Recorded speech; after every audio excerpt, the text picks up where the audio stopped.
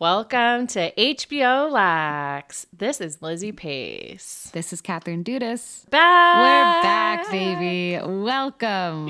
Yes. The two foremost TV experts are fucking back.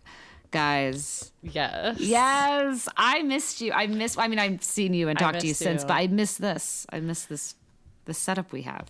I did too. It's and nice. we had a few weeks off. We did. We finished White Lotus season 2. If you haven't listened to that, we have recaps of every episode from that season. Our first full season. Our first full season.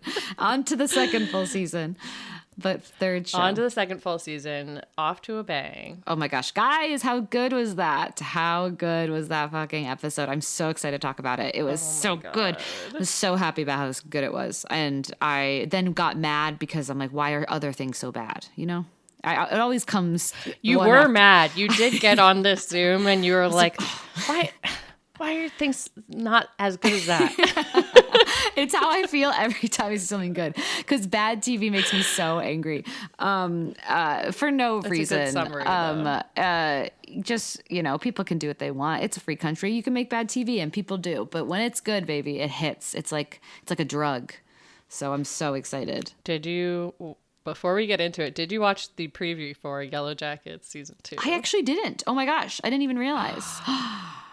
It's out if you want to check it out. Just looking into the future, I will. I'll definitely look at it. sketch. I'm excited. Oh my gosh, guys. I'm also, oh gosh, this is so exciting. We have such a great year. That's in 2 months. But tonight, we are talking about the first episode of The Last of Us, titled When You're Lost in the Darkness. This was directed by Craig Mazin and written by Craig Mazin and Neil Druckmann. Neil Druckmann wrote and directed the video game. Okay. And the video game's composer, Gustavo Santaolalla, composed the score as well.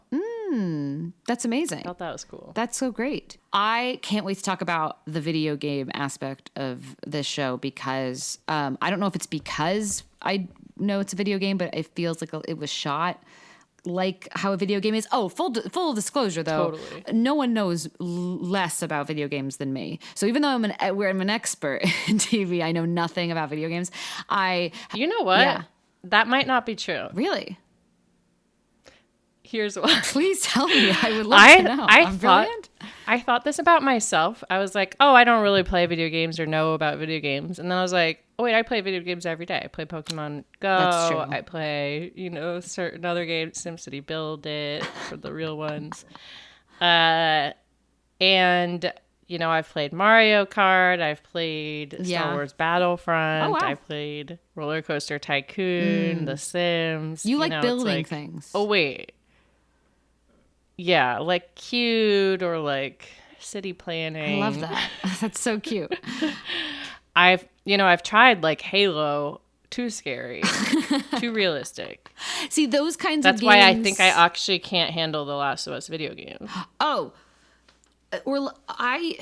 that's what's so interesting. Yeah, I think you're right. I think I definitely done like Mario Kart and stuff. We weren't allowed to have video games growing up. So also my brother didn't play video games. Oh. So I never dated a boy who played video games. So I'm really have not had a lot of education in this, but I have seen, I've babysat young boys who make me play with them. So that has happened. And they yell at me for being so bad. And then I forget. But You've never played like The Sims? No, I never played The Sims. I don't know why. I missed that. I know people played it. Yeah, I was not really a game. But the way, but I've had friends who love video games, and I totally appreciate, how it is a very legitimate. I know it's like made fun of sometimes, but it definitely feels like, especially in the past 20 years, it's an even more cool, legitimate storytelling medium. That is fucking cool. So, Totally. yeah, And it's a huge, huge industry. It's a huge industry. But there's kind of this idea that video games can't be brought to TV, that everyone who has tried has failed or it's been a shittier version, and there's the letting down of the fans who are already there.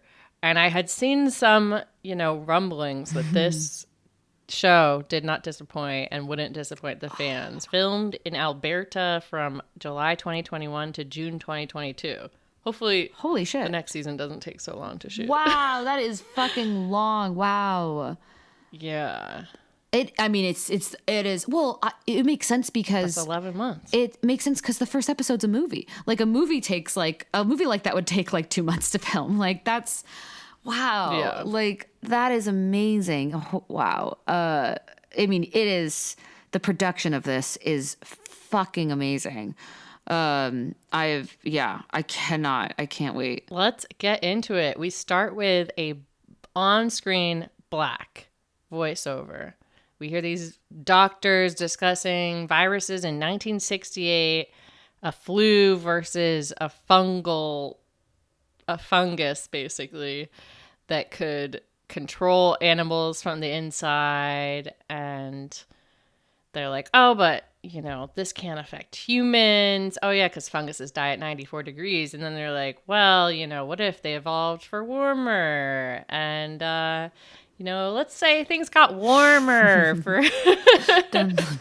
They really hit that. They're like, it could take control of billions of us in a pandemic. Wow, these kinds of scenes still really, I mean, I knew this was a pandemic show, and then, I'm like, oof, wow, this is not a fun thing to watch. Not that it ever really was that fun, but yeah, post 2020, these kinds of scenes really stress you out. And the scenes to come. A lot of stress. Definitely stress. But this was helpful. It was a good exposition of what we're about to see. Yeah, it started like another one of my favorite pieces of media, Pineapple Express. Started a similar way. 1950s doctors. That's what I thought. Oh my god, that's so funny. Only from the best. We cut to 2003. And we meet Sarah, this girl. She's sleeping in her room. She sees she's late. She is preparing food for what appears to be her father, Joel. And we get that it's his birthday. We get some exposition here. He's 36. His brother comes in. They work in construction together. Mm-hmm. Something happens on the radio. We get a hint of something a-brewing. And they have a discussion about that. They very sweet father-daughter dynamic here, teasing each other. Mm-hmm. They're very close. She literally looks like a video game, but she's so perfect. This actress is so perfect looking that I'm like, she looks like a video game person. It's something I kept thinking while watching this because very sweet, really good. I love the way this sequence is shot. Love the way her whole this whole next 20 minutes is her being just her perspective, which is a really cool, interesting, good choice, especially because she dies. So yeah, he Spoiler. Heads off to work. She goes upstairs. She grabs a watch and some money out of her dad's drawer. They walk outside. There are these old neighbors who apparently I guess, would go out there after school. And her dad is being, her and her dad each both other. make fun of it, like neither of them want to hang out with the neighbors. Exactly. Oh, he says he's on Atkins, which is such a 2003 thing to say. I loved that. So I was like, yeah, that's 2003. Also loved the bedroom. I was like, oh, they probably have so much fun doing the production design on that 2003 bedroom because I would have fun with that. It was gorgeous. We're in Austin, Texas, we find out. We follow Sarah in math class.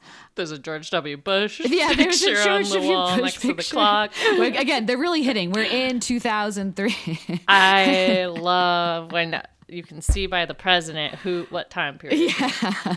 They're like, in case you missed it. And we have, the teacher says, I swear you'll use this like grammar practice later in life. I know, that was kind of funny. Just, kind of ironic what we see coming. Yeah, definitely. She goes to this watch store and the watch fixer maker guy and his wife start to panic and tell her to go home. But she does fix this watch. Yeah, the quickest watch. Then she goes over fix to in the all time. neighbors. Yes. Yeah, right. He's like, oh, I'm done. Okay. So we're getting the first Yeah, sense. you know those watch stores where you just walk in, they fix your watch, and then you leave. They can't The do real that at the business. Apple Store. I wish the Apple Store was the Genius Bar was as good as this guy. Ooh, roasted. Roasted apple. But if they want to sponsor us, we change our mind. Yes, I'm using Apple Pro that I won in a raffle. Apple Pod Pros. Really sporting them. Lucky girl I syndrome. know. Oh, how I love. So Sarah goes over to the old woman's house. They are making raisin cookies because this woman sucks. I liked that detail. I was like, come on. Very interesting, amazing. Again, okay, yeah, like the way this whole thing with her is shot, it's like really slow. They really took their time in school, and you're really like, by the time this scene happens, I feel like you just feel like you've been with this character for so long. She's looking at the DVDs, and in the background, the blurry background, we got some something happening to the grandmother, and she is Nana is looking possessed. She's looking and possessed. making horrifying faces. And for me, this was the scariest moment of the week. that was very scary. I didn't like it. It was very scary. I just like, I'm like, I had a feeling this child wasn't going to survive because I thought Joel would be pairing up with a different child. Exactly. So I was just like kind of waiting for it. Yeah, same. And yeah, it was terrifying. It was so scary and so well done. The fact that she doesn't notice it's never in she's never in focus, and it's just like, it's so interesting because it's this, they're doing it so slowly because it's like they're making this knowing that the audience will know that's what's coming, or like something's coming, because that's just kind of how it works. So to like kind of play to that, and really drag it out and be like this, oof, it was just really worked in the like, oh, I'm like, I just wanted it to happen. I'm like, just do it. This happened. Like, disease show just up. do it. I was like, this is too painful. I was like, which was like, really well done. We see she walks outside and she sees military planes going by. She knows something's up. She locks the door. Her dad comes in. She usually doesn't lock the door. It's 10. He came home late. And she gives We see on the TV there's been a rash of violent incidents across the city. A new street drug may be to blame. It's always the street drugs. It's never the pandemics. Yes. Must be those loose druggos. Those druggies. Yeah, she gives him the present of the watch. It's very cute. They laugh. They call each other lame. And they watch a movie, a DVD that she borrowed. She falls asleep, and he gets a phone call from his brother or his brother-in-law? His brother. Early cell phone. I know when I heard the buzzing, I was confused because I was like, it's 2003. I was like, we know. But then I remembered that I guess older phones did buzz too. I guess I so associate the vibration with an iPhone now. Oh, wow. I don't know why. I was like, oh, is it going to be an iPhone? But I don't know. Guys, I'm very young. I'm only 17. Like, I just didn't live through that. I know. I didn't know there were like these micro generational differences between us. Whew. We see that the call is from Tommy, who I assume is his brother. Mm-hmm. They call him Uncle Tommy, but he's in jail because he was defending someone hitting a waitress. And Joel carries Sarah, who is asleep during their daddy-daughter movie, to bed. We cut. 11:03, Sarah in bed. We're with her again. And I love this because it's like, there's just something throughout the whole thing. There's ways that it's stylized where you just feel this like forward momentum of a video game. Yes, Lizzy, that's it. That's so well put. That's exactly what that feel it is. It's yeah, And I guess what is it? It's like the camera. I mean, definitely when we get where we're almost to a shot where it's so video game. From even me who I do not play video games. The character. You're not seeing. Yeah, you're following character. You can't see anything that character can't see. Like they really stuck to that. Really, I guess that's what it is. Because when you're playing a video game, you can only see what your character can see. Yeah, I mean, there's different ways that I think they call it POV, like in the biz. These types of video games where it's like you can either see like their arms outstretched with their gun, or you can see maybe the whole character from behind. We see this national alert on the TV after Sarah finds that Joel is not there. Emergency action notification, law enforcement in area. We hear this dog, Mercy, from next door barking. And Sarah tries to bring Mercy home. Mercy won't go home because it's too scary. It's too scary. That was the cutest dog. I was so upset. I was like, oh no. Sarah goes outside, sees a huge, sees a helicopter, and grabs Mercy. She doesn't go. She walks into the freaking house. She calls for Mrs. Adler, and it's the scary the scary movie moment of do not go in there. She knows something's up. She walks in. It's so slow. The buildup is so slow. Her foot touches blood, and she sees the man fucking bitten and zombieing almost and asking for help. And then she sees Granny feasting on Mrs. Adler. And it's fucking so scary how these things move. The suddenness is really well done because it's very scary. The way they just like pop up, like so it's almost comedic. Like lunge. Yeah. But it's like this. Yeah, because they're also falling. Oh yeah, and they're falling like we don't. See this, we see this fungus growing out of the mouth also. Yeah. And Joel pulls up in the truck and we see Nana run out. And then in these lunges where it's like lunge and then fall and then lunge and fall. And we think that she has died or at least can't get up because we hear all the bones crack. And then she gets up again. So fast. Oh, God. It's just this horrifying moment. Joel smacks her with the wrench. Sarah's like, you killed her. And it's like, okay, yeah, Dad had to kill the zombie, Sarah. Get with the Sarah, program. Wake up, Wake up, Sarah. You're in an apocalyptic nightmare. Get with the program. I'm on board. Lizzie's on board. You see? We all knew what this was already. We signed up for it. I'm scared too, Sarah. We're all scared. Grab a wrench. Joel tells her, look, it's not just the Adlers. Oh boy, but we're gonna be brave and we're gonna get out of this. And we hear an explosion. Such a good dad. He was such a good dad. Yeah, so this is when we get into this felt very video game to me inside the car. This felt like I was driving like a car in a video game. It was so cool, so effective, like. And it must have been so cool. Like, this makes sense that this was a huge production because this is not these are not green screen. Like, this is like long takes, and it's insane. It's amazing what we are watching out of the car. Yes. He tries to save this neighbor, Denise, says get back in your house, but then we see she gets taken over by the other zombies.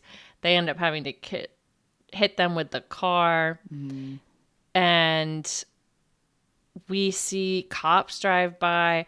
And I've also played Grand Theft Auto, another video game I've played. Add it to my repertoire, but this is very Grand Theft Auto. Okay. When you're like in the point of view of the car, and then there's too much trouble here, we got to back up, and like a lot of the just siren sounds all around you, just kind of like. It was so good. It makes sense that the video game person did the score as well. Oh, I didn't even think about that. Yeah, that does make sense. It's this is just so how fucking cool to do something like this huge, like this kind of production. This is so fucking well done. And the scale of it is just mind blowing. So Sarah asks how do they know they're not sick? And they say it's in the city. It's just people in the city. But Sarah went into the city today. And so she was like, oh, they took her into the city. Maybe you have to do it multiple times. So this is a hint of being like, oh, I was like, oh fuck, Sarah has it. And this is what I was like, ah, fuck. So this was a good, they drive by Jimmy's house. We see their first moral dilemma. Oh, yes. There's a family on the side of the road, and Tommy wants to stop the car, but Joel's like, keep going. We also have a kid. Sarah produces tears. They're trying to get this car out of gridlock on the freeway. So scary. And they go across the field, and they see the army. And Joel says, aim for Mexico, as far away. I like Joel. I'm like, Joel, exactly. We're already on board. Yes. We're heading for Mexico straight away. He's already 10 steps ahead. Fucking around. Yeah. I mean, these kinds of scenes are so scary when you're just like, or when it's the apocalyptic movies that are like so realistic. It's like, okay, what would happen? Yeah, everyone would try to get out. There would be traffic. Like, what do you do? Like, it's just really fucks with my head. I love them. It's so crazy. They're so scary. They're so scary. It is so fucking scary. They feel so It feels real. like, yeah, it's like, okay, yeah, that's what would happen. Like Station 11. Oh my God. Yeah. There's all these planes that are low down. Oh, so scary. I think it's the same something as Station 11. Oh, really? I fucking love Station 11. Someone. I mean, something is good enough for me. Something is the same. I'll find out. We see all these people screaming and running the streets, and it is chaos as they're kind of driving through people. They back up all the way, and then this amazing shot where this plane like crashes into them, and they are driving away from the plane crash. That may be the best shot of the episode. Yes, I think this was. We should have a best shot of the episode award. Yes. I think this might have been it, because it's like, shit's serious when the planes start crashing. That's when you're like, your fundamental infrastructure's gone down. Yeah. Oh my God. That is like, and it's like such an, not obvious, but like natural consequence of what's going to happen.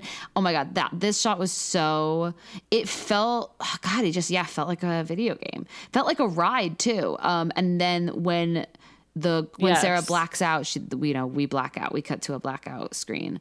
Yeah. It was really fucking cool. That was a scary blackout too. It was. She regains consciousness because we're still from Sarah's POV. And so she is, her ankle, she fucked up her ankle, and looking around, she looks up and sees someone feeding on someone else. And her dad tells her not to look. And it's so, this was Joel, the way Joel was like dealing with Sarah, it's like, it felt very much like, this is what a parent would do. And it's like, your only concern. Yeah. It just, and it's kind of just amazing. Like, it's just, humanity's amazing. So she can't walk, so he has to carry her. Tommy's like, we gotta get off the street, and a fucking police car rams in and almost kills Tommy. They agree to meet by the river to take her to the river. We see multiple monsters eating people. And the way they move, the pop-up. He pops up. Pop up. It's a pop-up. Like a meerkat? Yeah, it's like a meerkat. It's so fucking scary. So one, pops up and sees him, and it starts a extremely stressful chase for everyone involved, including me. Mm-hmm. And because he is so close to getting them so many times, but he just like keeps, like you said earlier, Lizzy, like they don't have like, they're establishing that they don't really have perfect control. They just have this like, they just can go. And then an army guy shoots the zombie thing, the fungi thing, at the last second, and is about to shoot Joel and Sarah, but he's like, I have two civilians. One of them is injured. And then seems like he gets a different order from whoever he's talking to. And the order is, he's like, I'm sorry, repeat. And the order was kill them. So he fucking shoots. which I was like, not cool. It's like this. Not cool. I was like, this is not cool. You didn't think it was cool? It wasn't cool. I agree with that. It's Tommy immediately kills this soldier for instant revenge. We see that Joel is shot, and then he sees Sarah is on the ground. She's covered in blood. Joel is telling her, covering her wound, "You're gonna be fine. I gotta get you up." He's like, "Tommy, help me," and Tommy's like, "Joel." And it's like, oh, Tommy can tell she's done. And Joel instantly produces tears. She gone. Sorry, just hearing the producing tears is so funny to me. I can't stop talking like that. I'm sorry. No, I think that's so funny. No, it's very, that's just so funny. It's very, this is such a dark moment. It's so horrible. But yet, Lizzy, I was relieved that it wasn't the virus or the fungi. That she didn't get bit. I was like, honestly, this is a better way to go in this situation. Yeah. Like, he doesn't have to, like, shoot her. This was honestly a weird blessing because there's a possibility. Anyway, it's just horrible. Watching this child die was the worst thing ever. And yeah. By the way, I read The Road also in preparation for this. You did? Chad was like, oh, this video game is just The Road. Oh. And the lead character is basically thinking, like, I might have to kill the kid at any time the whole time, too. Because it's like this post-apocalyptic nightmare. Crazy. It is crazy. And that's the last we get of 2003 in this episode. We see 20 years later, we are with another child. He is limping through a forest and finds a city. We see the Chiron Boston 2023. And there is this army base / quarantine, and they see this kid collapse and they wheel him inside the quarantine. We see these signs that give us a lot of information. Report signs of cordyceps infection. Yeah, I did too. I have to read this. I need to know. Cordyceps infection, coughing, slurred speech, muscle spasms, mood change, and then time to full infection. If infecting wound is on the neck, face, or head, 5 to 15 minutes. That's really bad. Up here, torso, arm, shoulder, hand, 2 to 8 hours. Leg, foot, 12 to 24 hours. I feel like this is going to be important. Yep. And there's a FEDRA, Federal Disaster Response Agency, in charge. This FEDRA cop interrogates the child. Oh, this was the saddest thing ever. This was so fucking sad. She like puts the scanner thing on his neck and says, like, we're gonna get you medicine and then you'll get food and toys, etc. But really, she is killing this child. We see the red. We see that they have a way of detecting it, and they if it's red, that is not good. And really sweet, really this woman just being like trying to make him as happy as possible, which is like such a sweet, saddest thing ever when you're like, okay, this person's about to die, they don't know, so I'm just gonna make them feel really safe and warm and like excited, and I want to cry. Like that's anyway. So it was really interesting and makes sense of like it, it makes sense how that if you're writing something like this, like what would be very plausible in this situation. It definitely feels real. We cut to this giant fire outside. This also feels very real. It is people scooping bodies into a big old fire pit, and there's this body scooping lady who grabs someone. Big reveal, it is Joel, but he has changed in these 20 years. He is now got a salt and pepper hairstyle going on, and this was my horniest moment of the week. That is the best way to reveal to everyone that we're still doing horniest moment. Just that's right, everyone. You thought we were gonna update these? No. This show doesn't seem horny at all. Wrong. There could always be a horny moment. Never give up. Wrong. I watched 2.5 seasons of Narcos going into this. Pedro Pascal is amazing. He is That's very all hot. I can say. This was also my horniest moment of the week. This transition into older, because we all know men just get hotter as they get older. He's really hot. He's now a very jaded, 20 years older man, who is able to, when the woman does not want to throw the child into the fire, he's like, I will. And it really shows us where he's at mentally. He's got that look like you just want to fix him. You just want to fix it. That's my problem, Lizzy. I just want to fix him. You see the trauma. You want to get in there. Get in there. Be like, we see that the scoopers are all in line and they get paid in these little cards. We learn that these are like ration cards that are the currency. Money in this quarantine. And tomorrow there's no more jobs left for Zaddy Joel today, but tomorrow he can do street sweeping or sewer maintenance, dead bodies or poop. That's your 2 jobs in this apocalypse. And he says which one pays more. Obviously the one with shit. 4 p.m. start. He's gonna be a poopa scoopa.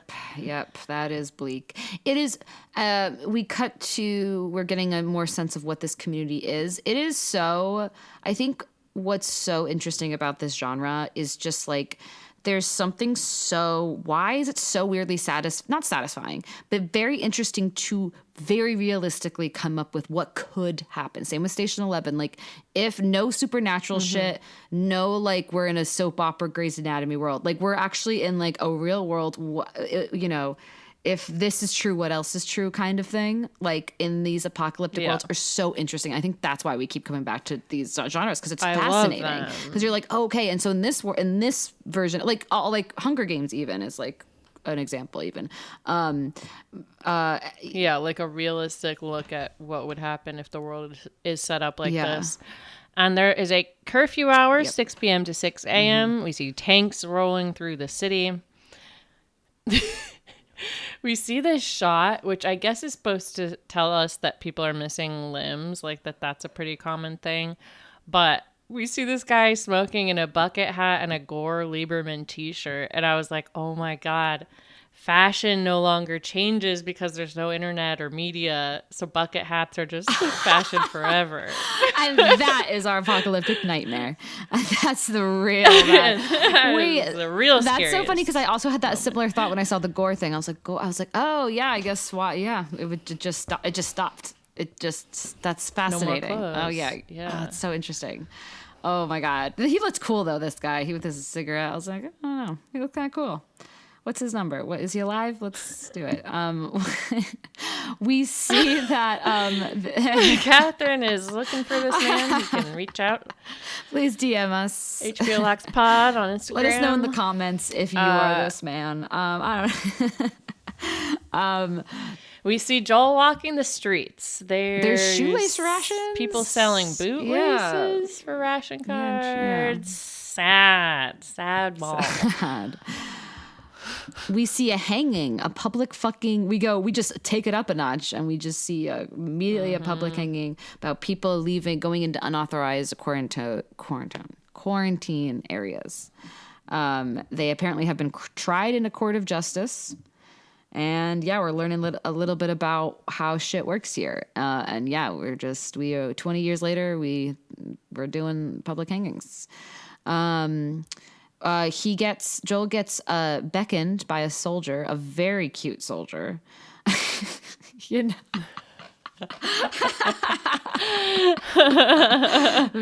And he also should. Yes, and if this. Oh boy. I like the scene with the soldier. He gives him a bunch of Monopoly money, ration cards, I guess. And we find out Joel is, I guess, kind of a, what do you call it? Drug dealer? Drug dealer slash. He's like the middleman. Mercenary, person who smuggler. He's a smuggler.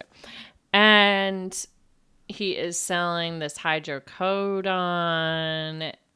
And we hear about this factory in Atlanta that only makes pills and bullets.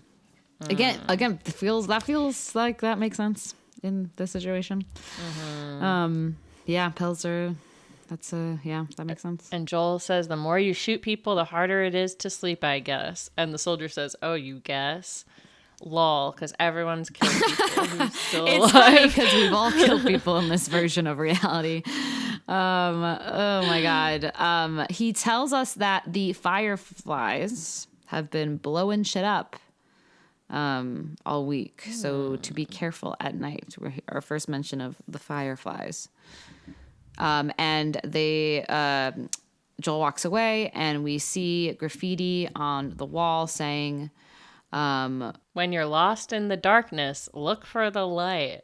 And this is a phrase we see painted in all these different places with this kind of firefly insignia. We cut to this like workshop backroom area and we see that this woman, Tess, has been kidnapped.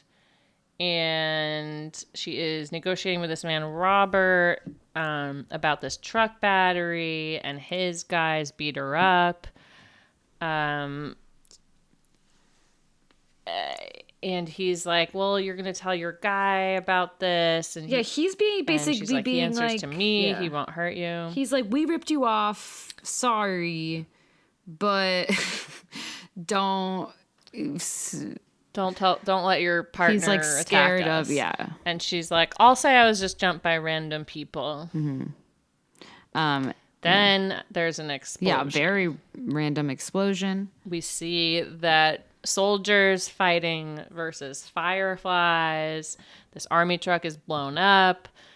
And a soldier says, on your knees. And Tess is like, I'm not a firefly. So obviously, people are trying to pretend they're not this group.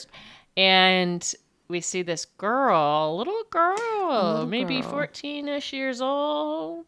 We locked up. Chained up. We get a sunlit shot of her. And these people come in and ask her, first she kicks, she does a very funny kick of the tray, which just like it was just such a kid way to do that. She is asked to count slowly. She counts fast. They're like asking her to do these kinds of tests. We're not sure why yet. And she's pissed and she wants to leave. And she's like, this is bullshit. Her name's Veronica. There's also a "You're lost in the darkness" sign. We see Joel cut this long line of people. I was not really sure what this man does. Right. This glasses man. Maybe he has a radio and the people are in line for the radio or something. Yeah, I was confused too. I wasn't entirely sure. This was my not entirely sure moment of the episode. Oh, okay. Kind of an offshoot of should have read the books. You were so not sure. Yeah. Should have played the video game. So I guess there's a radio. So we find out basically Tommy is missing, has not been heard from in 3 weeks. And Joel wants to go to the tower, and himself. And the guy is advising him not to. It's really dangerous. It's all this open country. There's, it's in Wyoming. There's raiders, infectors, slavers. And Joel's like, yeah, that's why I need to go because my brother's there. Joel has his mission. He leaves, he goes back to his place and he, opens up, a floorboard, takes out maps, and is starting to plan his route.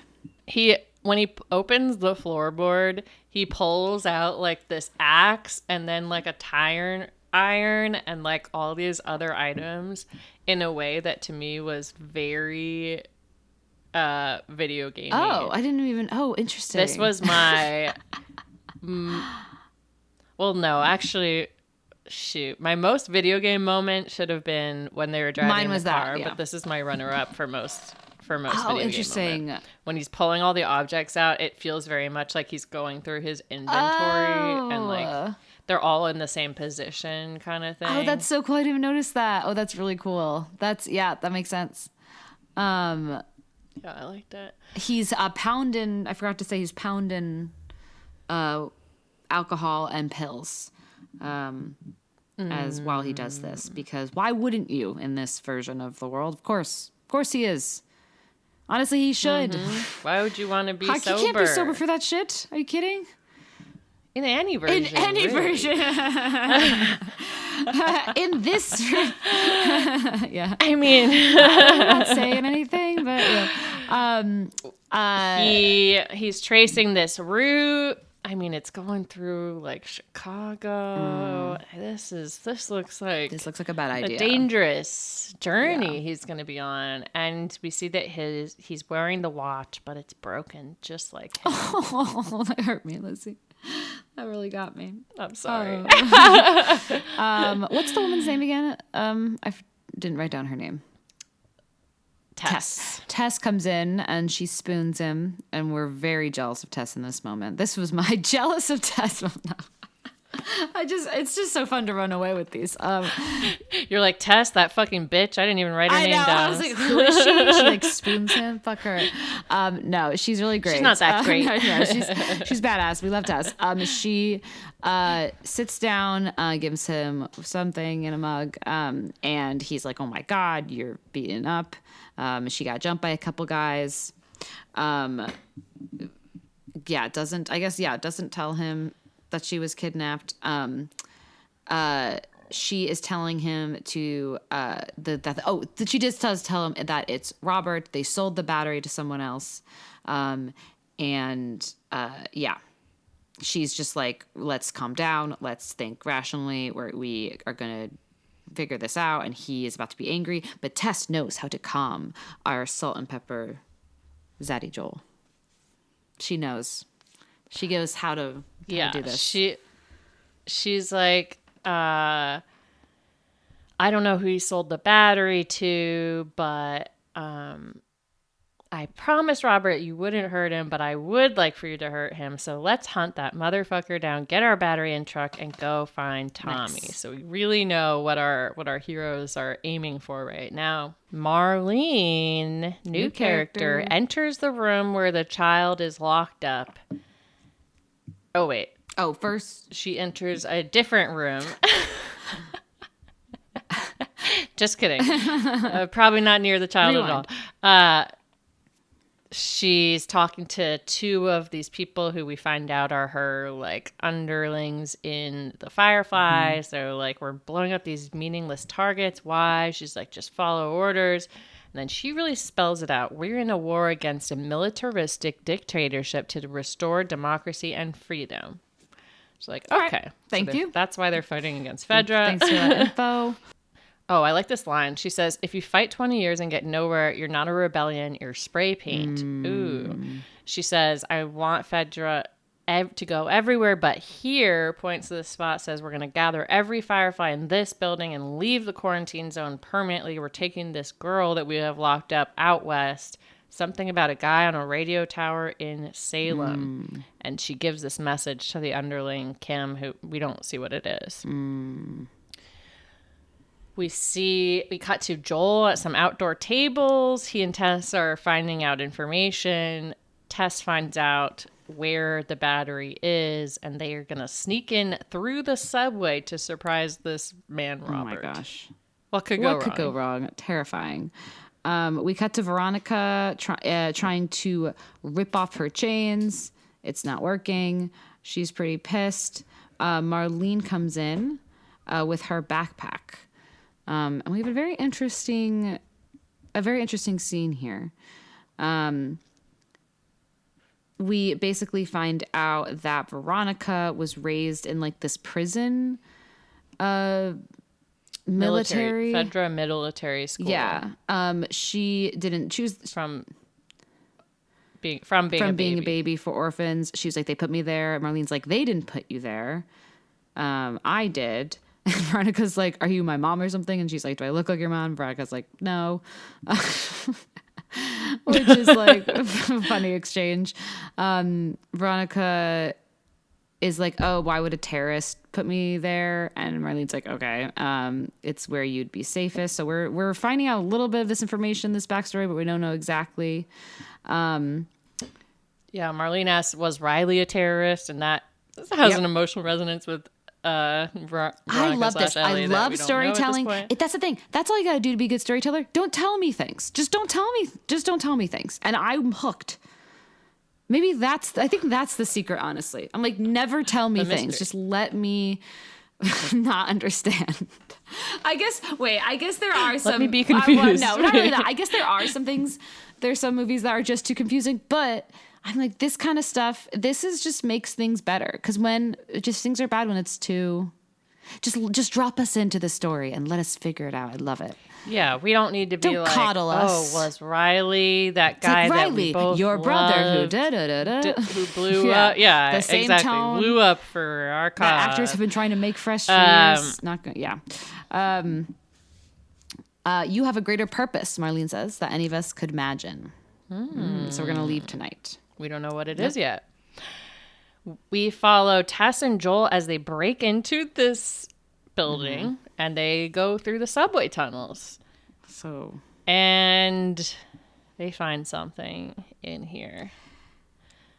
In this like office thing, there is a monster that is webbed to the wall. And it looks like... Did you see Annihilation? No. That movie, it's kind of like a sci-fi fantasy thing about like these soldiers who go into this weird bubble that crops up that has all these weird properties, and the people die in this way that looks just like this, where they're like growth attached to the wall. And this was my goriest moment of the week. Yeah. I don't like the fungal. This was hard to look at. I had to like really like kind of force myself to like look at it. I'm like, okay, like what are we dealing with? This is this was also my glorious moment of the week. It's very upsetting. It's a very, very upsetting way to die. They really did a good job making this look very upsetting. And they're obviously used to it. And we get some exposition. Joel's like, oh, they finished their cycle by growing into the wall. I'm like, I don't know. There's like stages of these like monsters, I guess. And there's a cute little moment where they're climbing the ladders and he's like, oh, they're narrow because of this 80s construction. She's like, construction we got corner some cute with Joel flirting. Miller. We got some banter while we're in this. We need these light moments wherever we can get them. We need the light moments. You know, because life is full. You know, you're always going to be making dumb jokes, even when you're fighting for your life in a subway tunnel. And I love that about humans. They walk in and they see that everyone's fucking dead.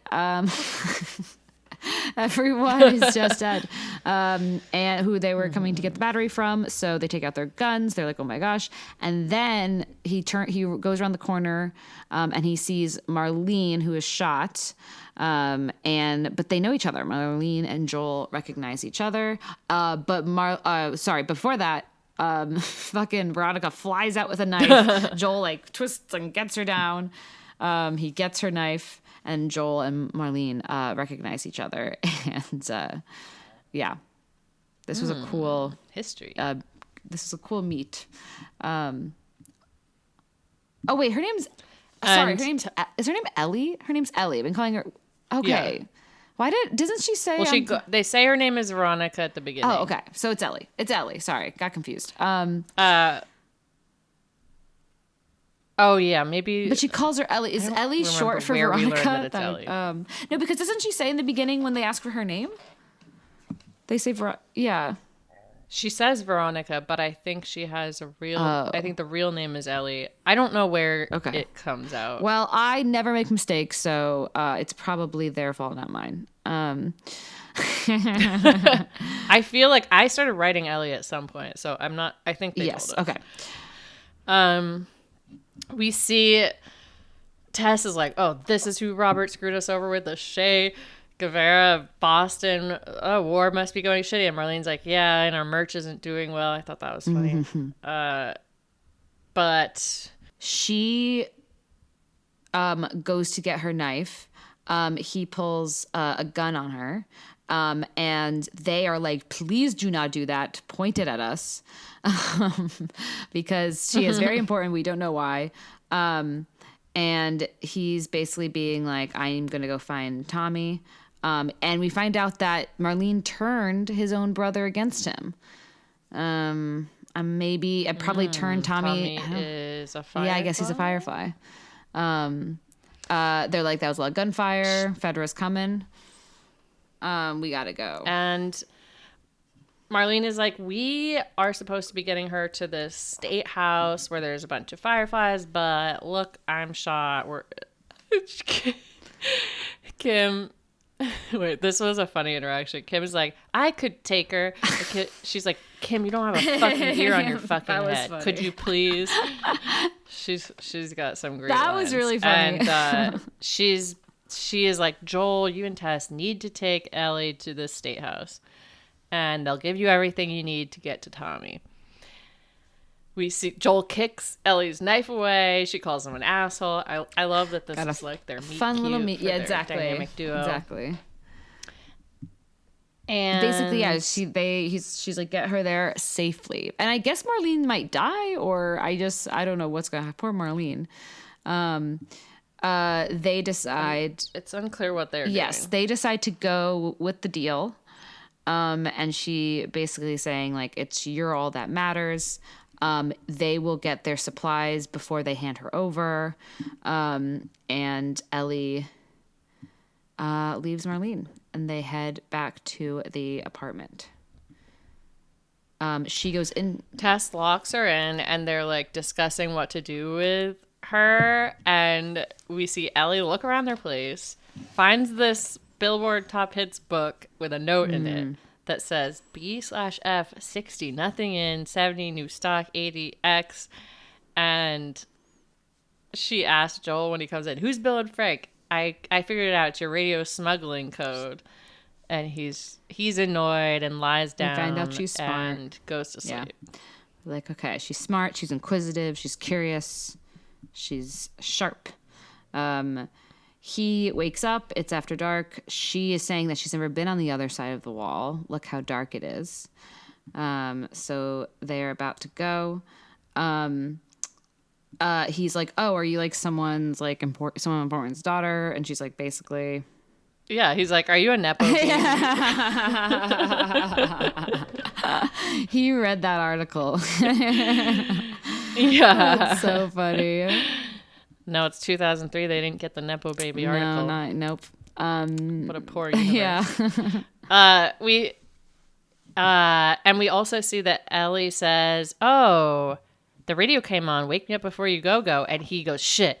And then she's like, gotcha. Oh, I guess the 80s song means trouble. I love how they set this up for like what's going to happen later. It's so good. It is really good. She's broken the code, and so have we. Yes. And it is time to go. We see that they go sneak through this tunnel around the curfew police. And Ellie's like, holy shit, I'm actually outside. And Tess has to pull her down, which I thought was funny. It's like, no, I know this is a huge moment in your life, but... but shut up. We literally will die. Go in this big pipe. Yes. They go up under this bus. They hide behind a car. They there's thunder, there's lightning. They come across a guard peeing, and it's the guy, our hot guy from before. It's your boyfriend. It's my guy. And he's like, what the fuck?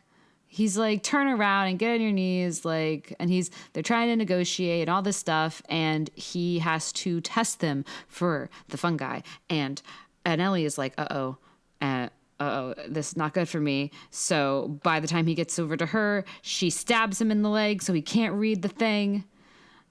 He's more pissed for good reason, I guess. And he pulls the gun on him.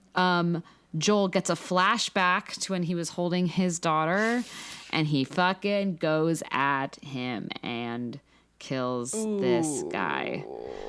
He wails on him. He punches the shit out of him. Ellie watches like, woof.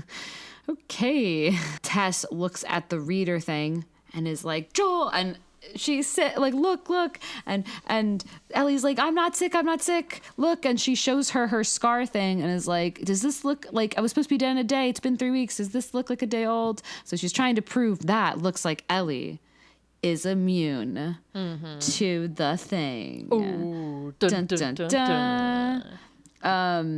And they have to run, and she's like, we don't have time for this. I'm fine. I'm not sick. Let's go. And they run out of past the fence into a biological contamination area. Great. And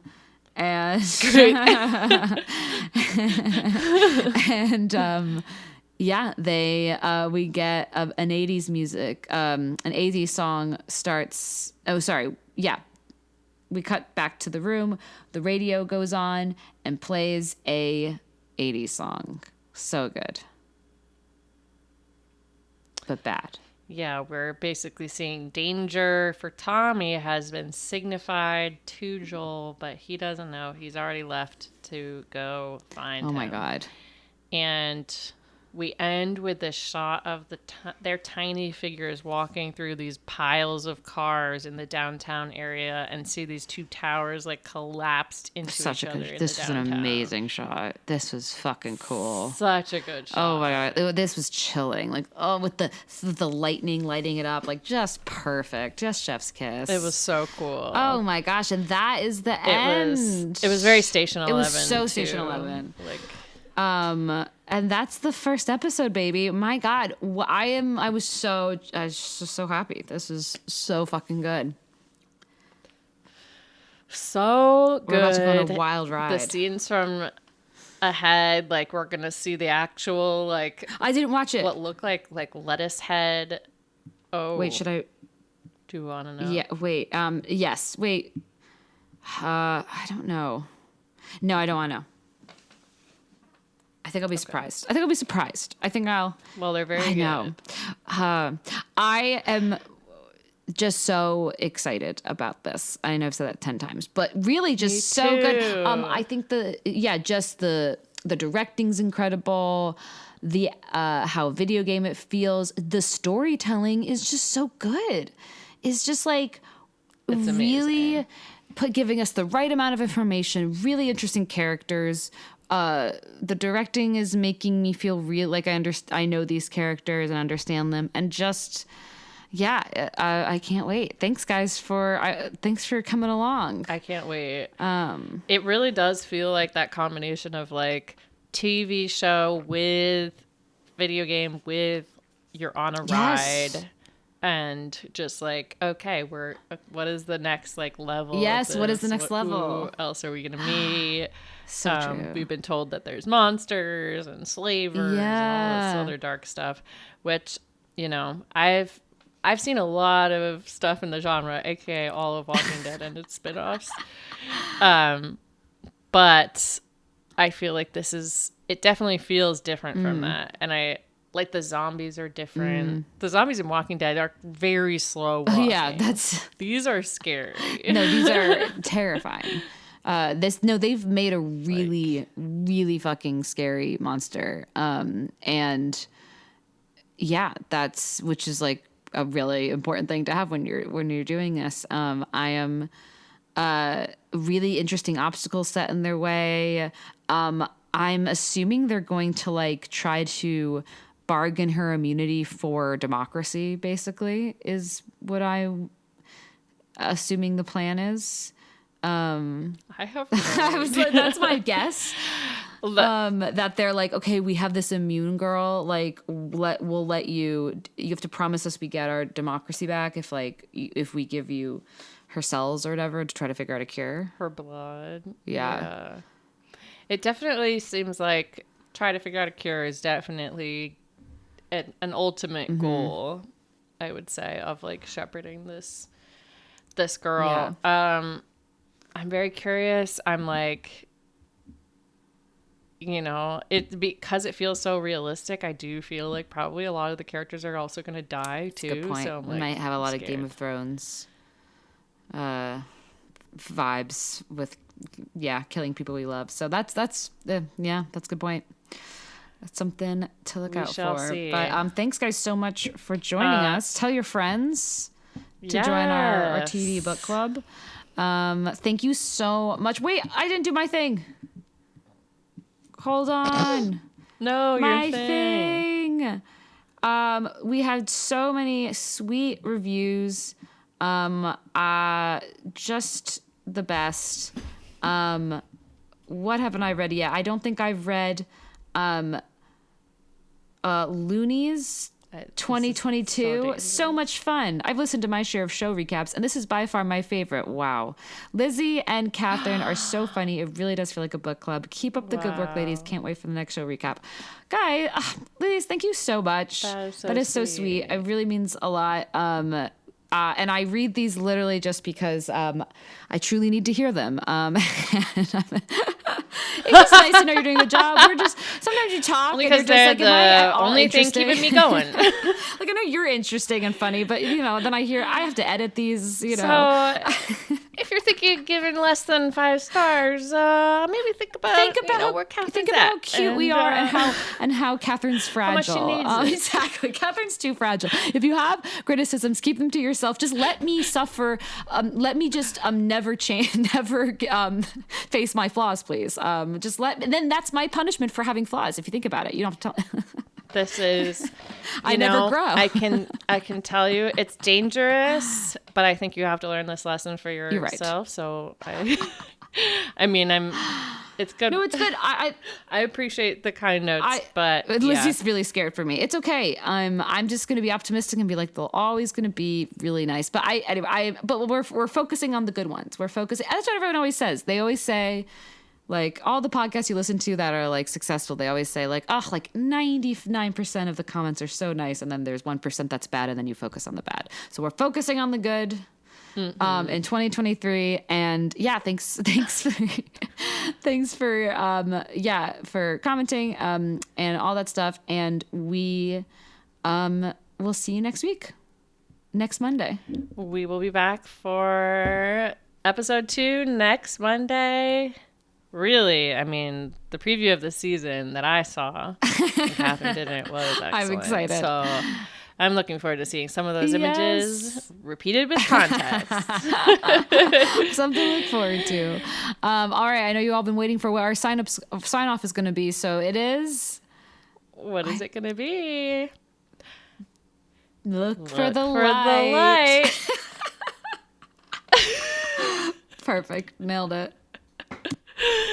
Love you.